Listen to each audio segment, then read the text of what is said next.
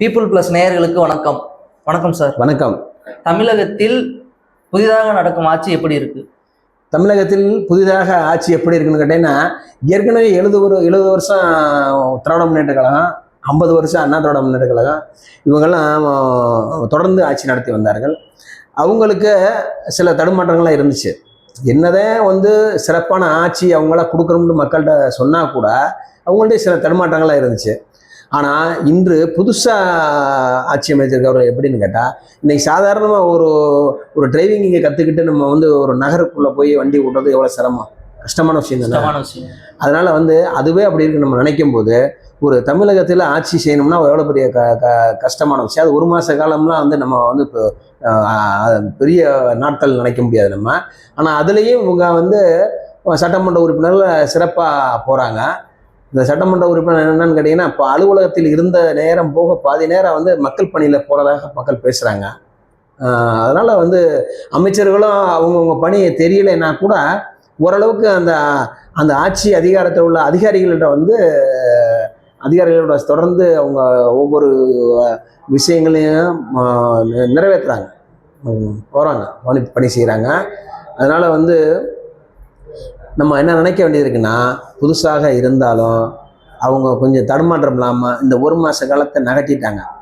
அப்படின்னும் போது சரிவர ஒரு வருஷம்னாலும் ஆகணும். ஒரு ஆட்சியினுடைய திறமையை காமிக்கிறது ஒரு வருஷம்னாலும் ஆனாத்தேன் ஒரு குழந்தையே திருமணமான ஒரு குழந்தைய ஒரு வருஷம் கழிச்சு நம்ம பார்க்குறோம். ஏன்னா அப்படித்தான் இறைவன் படைக்கப்பட்டது. அப்போ ஒரு ஆட்சியாளர்களுக்கு ஒரு வருஷம்னால அவங்களுக்கு அந்த அதிகாரத்தினுடைய கொடுத்தாத்தே அந்த அதிகாரத்தினுடைய தன்மையை பார்த்து மக்களுக்கு என்ன சேவை செஞ்சுருக்காங்க, எப்படியெல்லாம் மக்கள் அதனோட பயனடைஞ்சிருக்காங்கன்றதை நமக்கு பார்க்க முடியும். ஆனால் ஒரு சில இடங்கள் தவறுகள் நடக்குது, அதை நம்ம பார்க்குறோம். அந்த தவறுகள் சரியாக அவங்க கவனிக்கக்கூடிய அவங்களுக்கும் ஒரு அதிகாரிகளை வச்சுருக்காங்க. இந்த தவறுகளை பண்ணுறத சரி செய்யணும்னு அதை பார்க்குறாங்க. அதனால் ஒன்றும் விஷயம் இல்லை. அவங்க ஆட்சியில் சிறப்பாக கொண்டு போகிறாங்க, நகட்டி கொண்டு போகிறாங்க. இது அரசியலை பற்றி தமிழக மக்கள் என்ன பேசுகிறாங்க? மக்கள் என்ன பேசுகிறாங்கன்னு கேட்டிங்கன்னா, 100% மக்கள் ஒன்றும் சிறப்புன்னு சொல்ல முடியாட்டாங்க. யாருமே எப்பயுமே சிறப்பாக இருக்குது அப்படின்னு கண்முத்தனமாக யாரும் சொல்ல முடியாது. ஏன்னா அதில் 60% மக்கள் சொல்லுவாங்க. இன்றைக்கி சொல்லக்கூடிய இடத்துல இருக்குது, இன்றைக்கி ஆட்சி இந்த அளவுக்கு இருக்குது. ஏன்னா என்னன்னு கேட்டிங்கன்னா, ஒரு சில இடங்கள்ல அந்த சட்ட ஒழுங்கு பிரச்சனைலாம் இருக்குது, ஒரு சில இடங்கள் பாலியல்லாம் இருக்குது, ஒரு சில இடங்கள் அந்த சட்ட ஒழுங்கு பிரச்சனையை சரி செய்ய தான் வர்றாங்க, ஒன்றும் பிரச்சனை இல்லை. ஆனால் அந்த 40% மக்கள் அந்த இதை மனசில் வச்சு பேசுகிறாங்க. இந்த 60% மக்கள் என்ன சொல்கிறாங்கன்னு கேட்டிங்கன்னா, புதிதாக இருந்தாலும் அவங்க திட்டங்களை செய்கிறாங்க. ஆனால் அவங்க அறிவிச்சதை செய்ய முடியாட்டினாலும் பரவாயில்ல, அவங்க ஒரு வருஷம் நிலையான ஆட்சியை செஞ்சாத்தே அவங்க திட்டங்களை நிறைவேற்ற முடியுன்ற அந்த ஒரு கணிப்பு அவங்க கரெக்டாக கணிக்கிறாங்க. இந்த 40% மக்கள் என்ன சொல்கிறாங்கன்னு கேட்டால், நீங்கள் வாக்குறுதி கொடுத்தீங்கல்ல, அதை ஏன் நிறைவேற்றலை, ஏன் நிறைவேற்ற முடியல, மக்களுக்கான அந்த 2500 சொன்னீங்க கொடுக்க முடியல, இந்த மாதிரி மாணவர்களுக்கு கொடுக்கணும்ன்றீங்க கொடுக்கல, அந்த 200 யூனிட் தரணும்னீங்க, அது எப்போ தருவீங்க, அதெல்லாம் கொடுப்பீங்களா, எல்லாம் இந்த மாதிரி கல்வி கடன் ரத்து பண்ணணும், இப்படி பல விதம் அதை ஒரு காரணமாக சொல்கிறாங்க. அது எடுத்த உடனே செய்கிறது எவ்வளோ சிரமம்.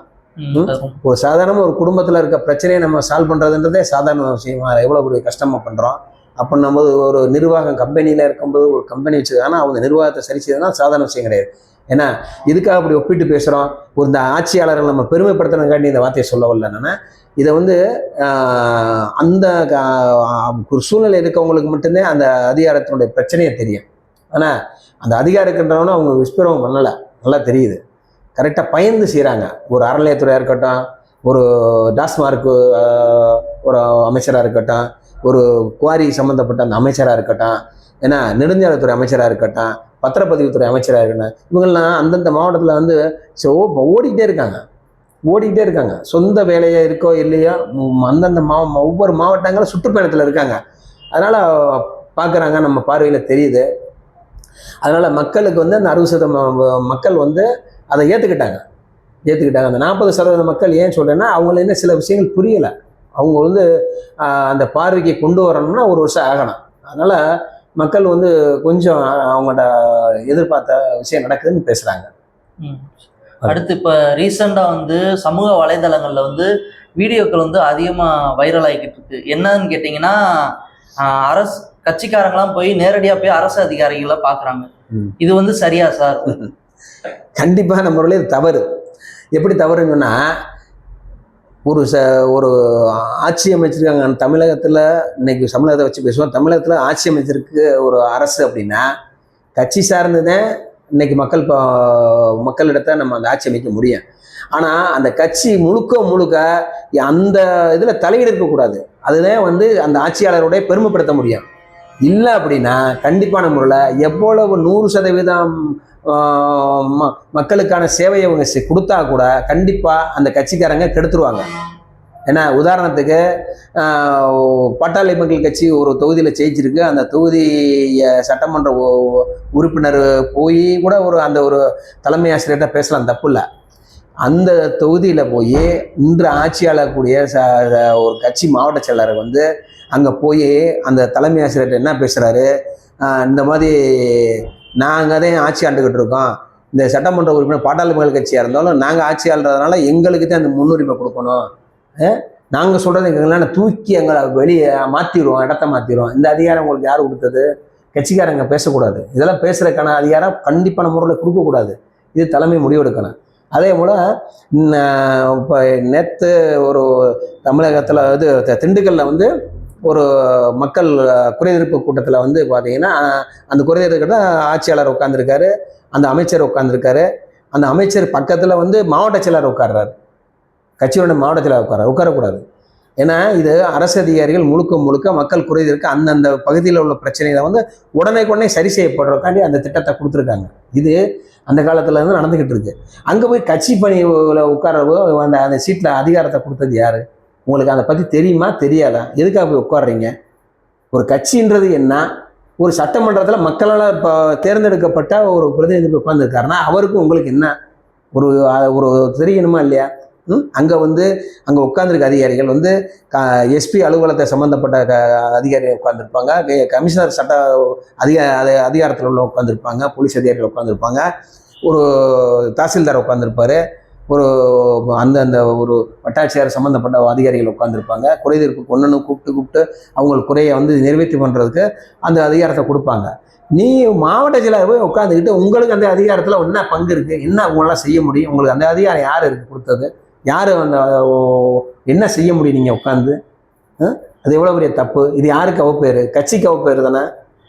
ஒரு அரசு அதிகாரிகள் சுதந்திரமாக பணி செய்யணும்னா இவங்க தலையிடர் இல்லாமல் இருக்கணும். அதே மாதிரி ஒரு காவல் நிலையத்துக்கு வந்து ஒரு கட்சி சார்ந்து யாரும் வந்து கட்சி துண்டு போட்டு அங்கே காவல் நிலையத்துக்குள்ளே போகக்கூடாது. அவங்க அப்போதான் சுதந்திரமாக வந்து அவங்க சட்டம் ஒழுங்கு சரி பண்ண முடியும்.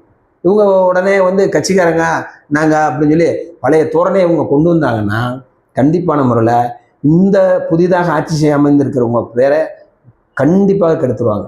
ஏன்னா அது வந்து கட்சி தலையிடே இருக்கக்கூடாது. அவங்க கட்சி தலையிடுறது எப்படி இருக்கணும்னா, ஒரு மக்களுடைய குறைதீர்ப்பு வந்து அவங்களுடைய பிரச்சனை பகுதியில் வந்து தெரிஞ்சுக்கிட்டா அதை கையில் அவங்க மனுவாக கூட வாங்கலாம்.